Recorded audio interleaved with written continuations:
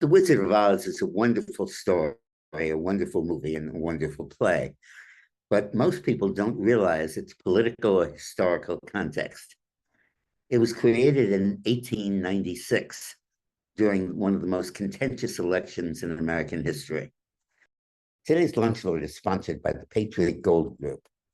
Citibank is forecasting $3,000 an ounce gold, and Dennis Gartman agrees. Goldman Sachs says precious metals are an unbreakable bull market and forecasts $2,700 gold.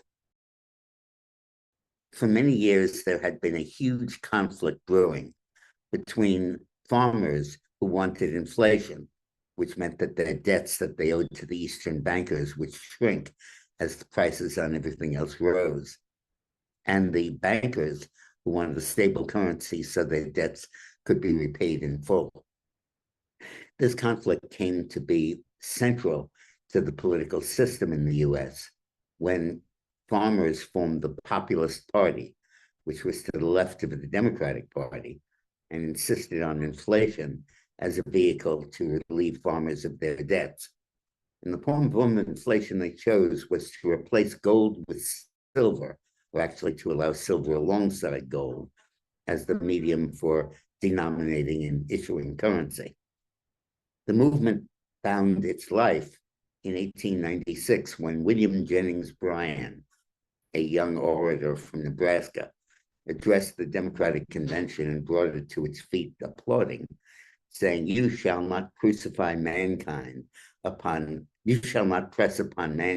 brow a crown of thorns, and you shall not crucify mankind a cross of gold. And the cross of gold speech electrified the whole left, populist left. And Bryan was nominated for president. He lost. He was nominated in 1900 again and lost, in 1908 again and lost. The only man to lose the presidency 3 times as the candidate of a major party. But Wizard of Oz was written during the first campaign, and the metaphors abound.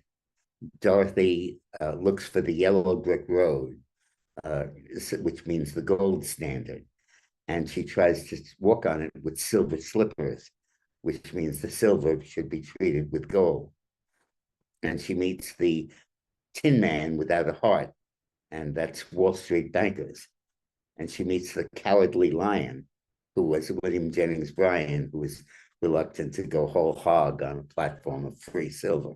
She meets the Good Witch of the West, who are the farmers fighting for the gold standard, and the Wicked Witch of the East, who were the bankers.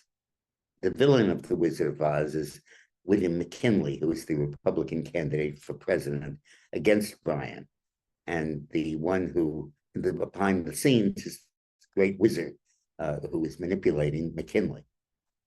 So it's a play that was fraught with political meaning, and at the time, everybody got it. But over the years, its meaning has dissipated, and people don't know that anymore. But it still is a fascinating subject. Today's Lunch Load is sponsored by the Patriot Gold Group. Citibank is forecasting $3,000 an ounce gold, and Dennis Gartman agrees. Goldman Sachs says precious metals are an unbreakable bull market and forecasts $2,700 gold. Meanwhile, on the other side, David Brady is warning that the S&P may crash by 80% and wipe out 14 years of gains. We're only 1 week away from the famous dictum, sell in May and go away. So you have a week to sell and get out of town. Thanks for watching. The Patriot Gold Group offers no fee for life IRAs to viewers of these videos.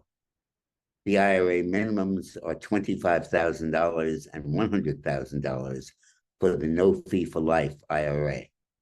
So call the Patriot Gold Group and ask for the no fee for life IRA.